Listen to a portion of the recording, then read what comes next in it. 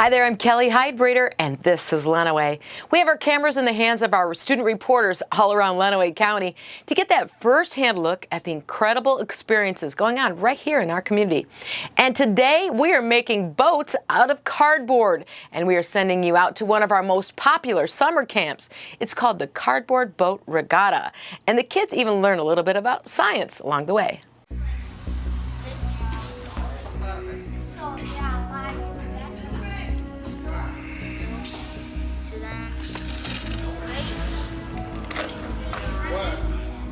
Today the kids are finishing up their boats that they're building. My goal is that they kind of learn a little bit more about Archimedes' principle and the laws of flotation and buoyancy. We're trying to balance out the weight by putting more stuff in the front because the person that's sitting in the front is lighter and then the person sitting in the back is heavier. We went over boat design and hull design and that they take a little bit of that and kind of inspired them to build their boats.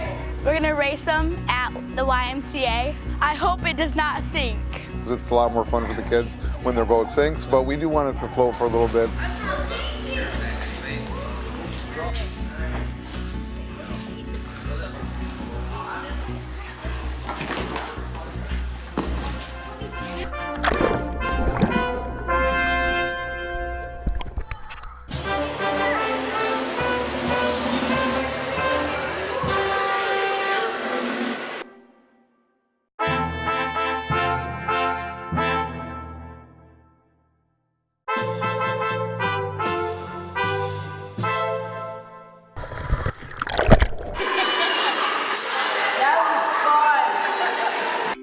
It was our third annual Cardboard Boat Regatta.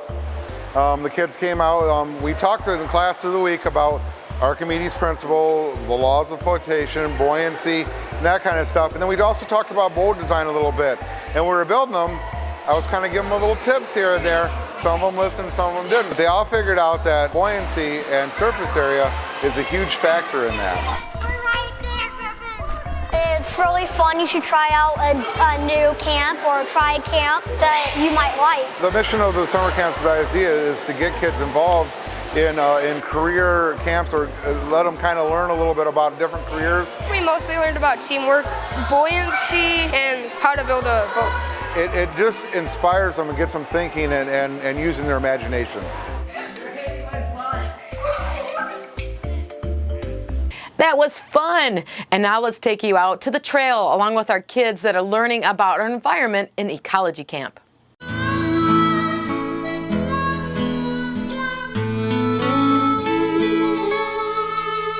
So it's called Adventures in Field Ecology, Dirt, Turtles, and Insects. So we're trying to mimic the career of a field ecologist. And so they have a little experience of a lot of different activities that they're able to do, but getting outside is our main priority and getting the kids exposed to what a field ecologist might do. So today they got to do radio telemetry, and so we're working at trying to locate animals and see perhaps where they may go and their behaviors, what food they may eat, and areas of location they might exist and why they're in one area, not the other area, what is their habitat, their size, and their location, and how far they go. And we had to find a tag.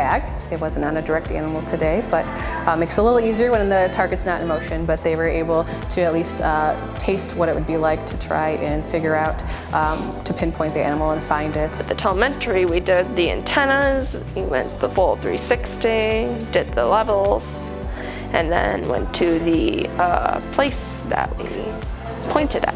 Sooner or later, we got to a stump and found the tracker. It's something that is fun for me to do because it gets me outside and it gets me like going in the day and like it helps me learn more about animals. They're slowly opening up, a lot of them, so it's kind of neat to see them building some relationships with nature and seeing what's there and looking at possible careers that might be part of taking care of our earth. We learn a lot about like biodiversity and how animals like interact in habitats with other animals. It gives you a new perspective and a little more connection to our planet Earth, and it's a great thing to have kids have that as they continue on into adulthood.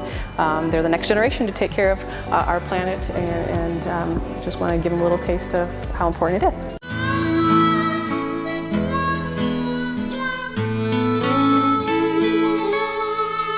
That's a fantastic experience for our kiddos. And let's take a quick break, and when we come back, we'll take you out to our Tipton Highway campus right after this.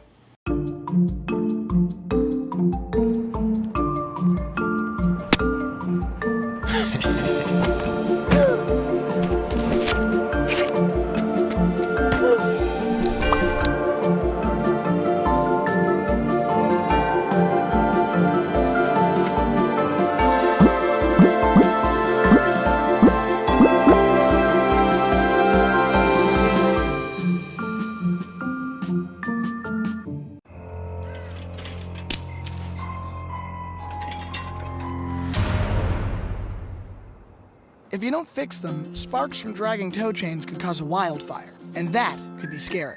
Only you can prevent wildfires. Today, 1 out of every 4 American kids is Hispanic.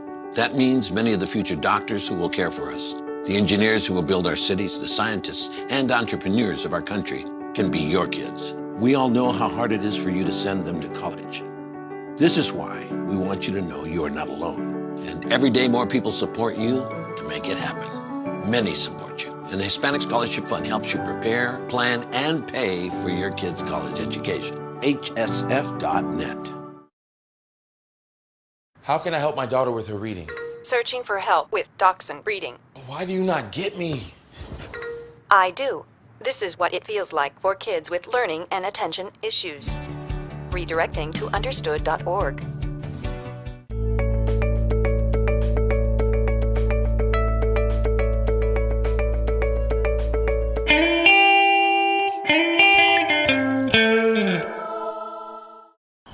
It's time to get going, and we're here at the Seed House with our horticulture students, and I need to know all I can about one of my favorites, aloe vera. I've got Alyssa as our lovely assistant, and Max that has all the facts. Max, tell me what you know about aloe vera.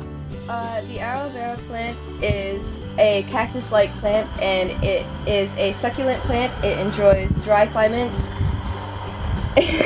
Yeah, I mean, you can see that because of its thick leaves. That's what the succulent is, right? Well, this one looks like it's totally packed in here. So what are we going to do? We want to propagate this, meaning to share it with other people. What do we do to do that? Well, we're going to choose the division method, and we're going to divide it into smaller plants. All right, so in this plant itself, I see one that's huge. Tell me about that. Well, that is the mother plant. That is the one that had originally started in the 10-inch pot, and then over time it had grown babies. Fantastic, and Mama is also flowering. So that's kind of fun.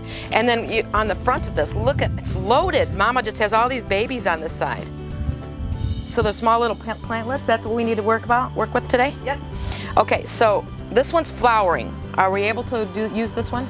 No, when they're flowering, we pretty much choose not to do it. Okay, so this goes to Alyssa, a lovely assistant.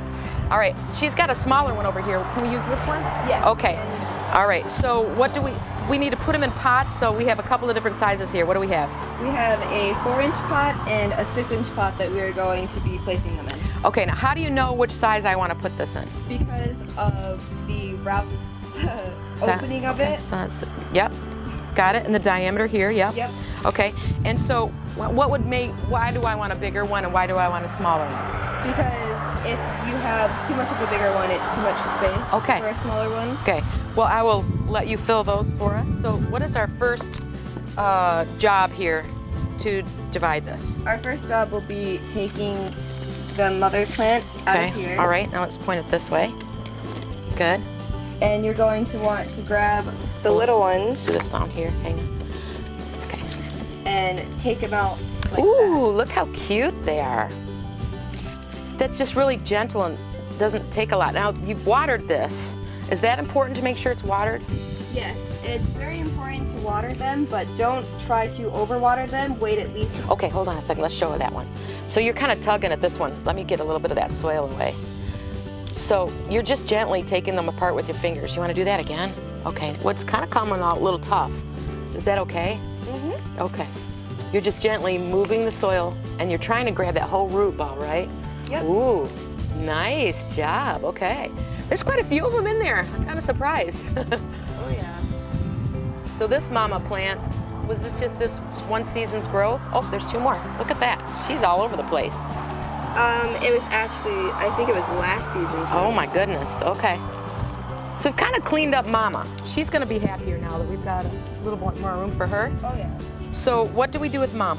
Mom, we are going to put in the 10-inch pot right here. Okay, now one thing I noticed right when you put that on the table, it's super high to the top of that pot. Is that where you want it that much soil in it? Well, you can take some out, but you've also got to realize that a lot of the soil is going to get packed down in the bottom and you place the mother into it. So can I give you a little scoop just so we don't overfill it? Is that okay? Yeah. And then let you do your thing and we'll repack it? How's that? Okay. Is that good? So now is there anything I need to know? Do I need to fan the roots out at all or just center her? No, just center her right in the middle. Would you like to put the soil back around? Nice done. Nicely done. Good. When it comes to aloe vera plants, when you come to watering, you'd want to wait just about 10 to 11 days for each watering. If you do overwater them, as you've noticed, and especially when you overwater them, they'll start to turn this brown color. Okay. And they also enjoy sunlight, and the best spots to put them is either in a south or west facing window. Okay. So once we've repotted Mama, we'll give that to Alyssa to do her thing. Now we have the babies, so let's check these babies out. So we have a lot of different sizes here, Max. So we have super tiny babies right here, and then some medium-sized ones. So how do I know what size of a pot I want to put them in? Well, depending on the size, these smaller ones would all go into one pot alone for themselves. Okay. And the bigger ones would go into a pot like that. for themselves. Yeah. Okay. Oh, well, there you go. You've sorted things wonderfully. So you actually put 3 little babies all in one. Mm-hmm. Okay. Now what do we do? How do we put them in there? Well, you're going to start by trying to make a little hole in the center. So I put a little hole in the middle like that. Okay. And then you'll want to take your plant and make sure all the roots get down facing and just pack the soil in. Okay. This is so satisfying, isn't it? Mm-hmm. What do you love about horticulture? I love the fact that I get to work with a lot of plants and I get to grow my own type of herbs. I'm very much so an herb person. Fantastic. Okay.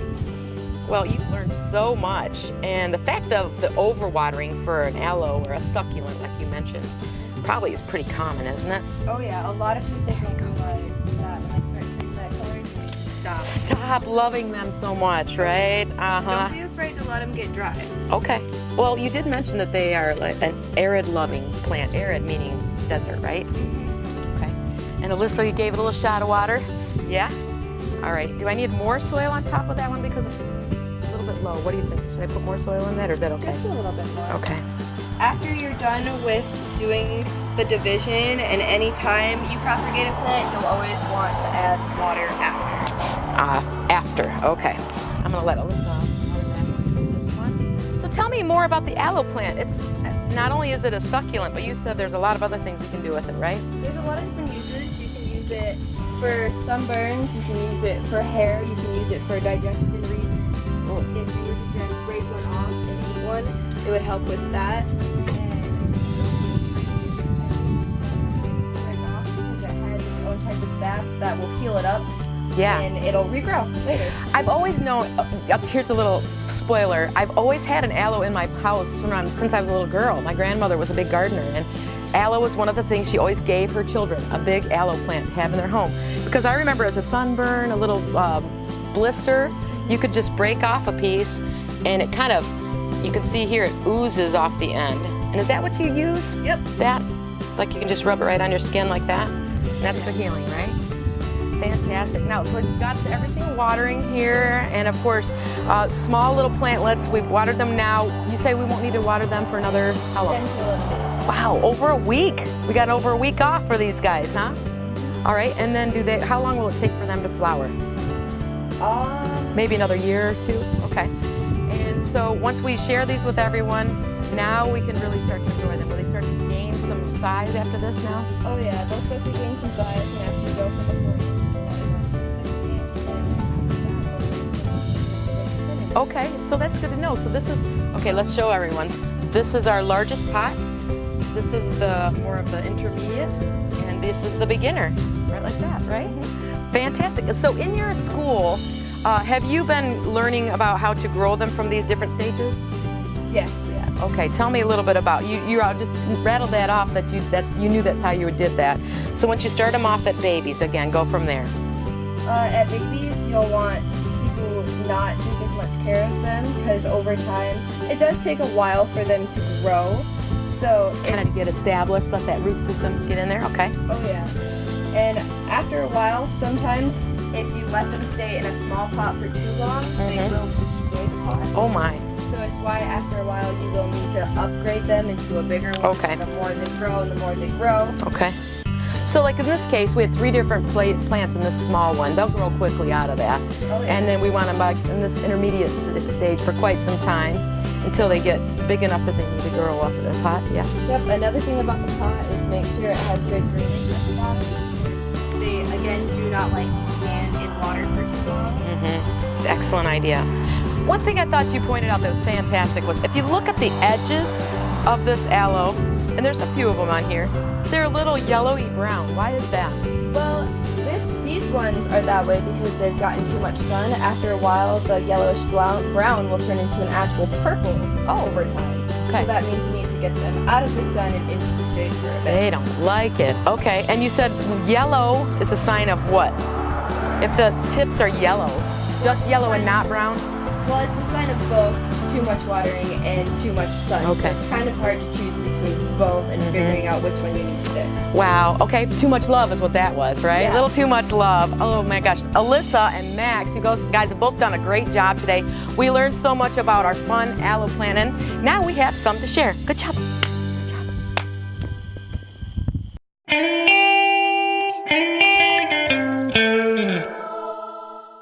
Great job, girls. Our students in our horticulture program really learn a lot. And did you know that they are ready to work in that greenhouse industry even while they're in high school? How about some beautiful music? Well, we can do that. We'll listen to the Tecumseh High School Orchestra right after this. Go for a mouthful, go for the fun. Oh, go for cake! Cakes for everyone. Just one stack is what it takes. And it's go for cakes. Open wide, stuff your face. There's always room for more gopher cakes. Empty the box, then reload. Eat those gopher cakes till you explode. Exercised lately? Till you explode. Don't let E. coli mosh with your food. An estimated 3,000 Americans die from a foodborne illness each year. So always separate raw meat from vegetables. Keep your family safe at foodsafety.gov. There's just one place where students are students first, and athletics are played with purpose and perspective. That place is your local high school. High school sports offer more than the joy of competition. Studies show that student athletes are also likely to enjoy greater levels of achievement in other areas of their lives, including academics. High school sports, a winning part of a complete education.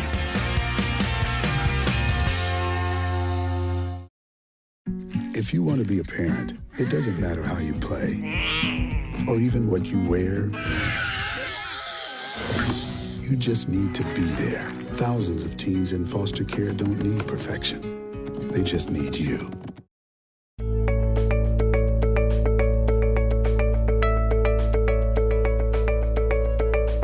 Welcome back. Violins, violas, cellos, and the bass. We have all the strings covered in the Tecumseh High School Orchestra, and they are also the best in the district. Let's meet their instructor that has taken this musical group all the way to the state to receive honors.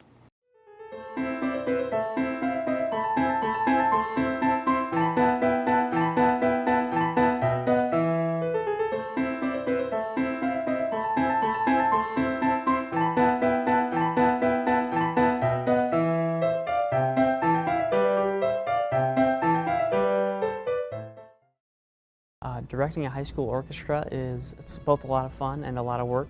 I'm working with a vast array of students from 9th grade to 12th grade, and they bring a lot of energy and they bring a lot of challenges. But working with the students just gives me so much joy because you know, they are excited about music and they enjoy the music that we're playing. In our orchestra, it's great because we're just one big kind of group and we're working together all the time and trying to improve each other and ourselves. My favorite part about directing Tecumseh High School orchestras is doing concerts with the groups and seeing how performing in front of the public creates this kind of group effort and teamwork that you don't think of having in an orchestra, but you definitely do. What I like about the orchestra is that the majority of people are there because they care and they like having fun, they love music, and they just enjoy playing music on their instrument. Trying to find time to practice with a busy high school schedule is difficult, but usually you can find time, either just 15 minutes here or there, and it really helps. It's kind of challenging to balance. Every day I'm doing, like you said, the chamber orchestra. I'm teaching symphony, I'm teaching guitar, and I'm teaching 5th grade. So there's a lot of things to plan for. I try to use my time really well. The time that I'm not in the classroom, I'm always spending, doing things that music teachers do, like copy papers and help struggling students in their free time. Being a part of an orchestra is it's a big community, and everybody's just trying to better each other, not only themselves, and it's just a really fun time. That was beautiful. Stay right there. Our LISD TV students are pulling in honors as well right after this. You can be a hero by being prepared for an emergency. First, make a plan. Call a family meeting to plan for things like how to connect with loved ones after an emergency. There. Or your escape route. I am not fast. Build a kit. When disaster strikes, it's important to have enough supplies to last 3 days. And don't forget the batteries. Low battery. Number 3, know the facts. From blackouts to floods, no matter the emergency, the more you know about it, the better you can deal with it. You're gonna need some upgrades. Number 4, get involved. Lend a hand in your community to help others know their role in an emergency. You guys, do you feel this? We're gonna be heroes! You can be a hero by being prepared. Yes! Visit ready.gov/kids for more preparedness tips.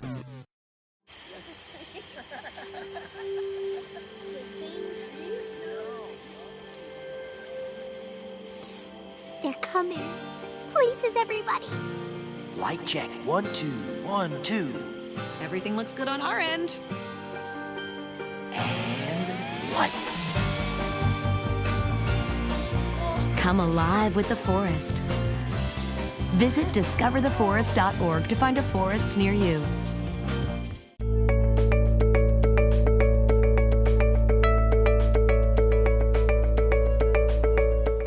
Welcome back. LISD TV students work on so many different projects throughout the year, and we do this so they have a broad knowledge of the video equipment in our studio. But the magic happens when they're able to take all of these elements and build them into a way to make a story with moving pictures. And they're doing it so well and knocking it out of the park that they're winning awards.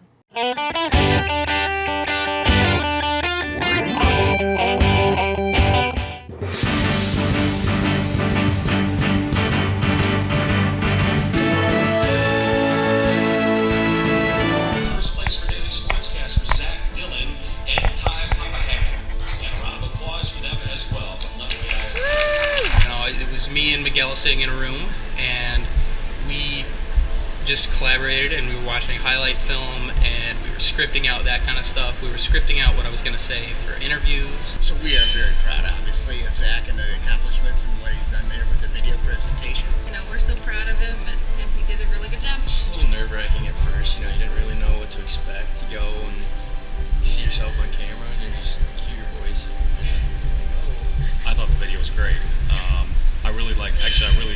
When we were there, I really enjoyed the fact that when it was produced that you could see things behind Zach and myself. I thought that was really cool when they put the graphics on there, so I thought it was fantastic. The whole process is how much has to go right for everything to happen, and how many steps there are. You got your graphics overlay that you got to do, you got different mics and cameras, and everything has to go right for a production to get done. And with that, we'll wrap up the Sports Report. Look for the Lenawee Sports Crew. We may be coming to your town. With that said, get connected to LISD TV on Facebook and Twitter for LSN's broadcast schedule. Also, check us out on YouTube and subscribe to the LISD TV's channel for all of our full game broadcasts. This has been a presentation of LSN, your home for Lenawee Sports.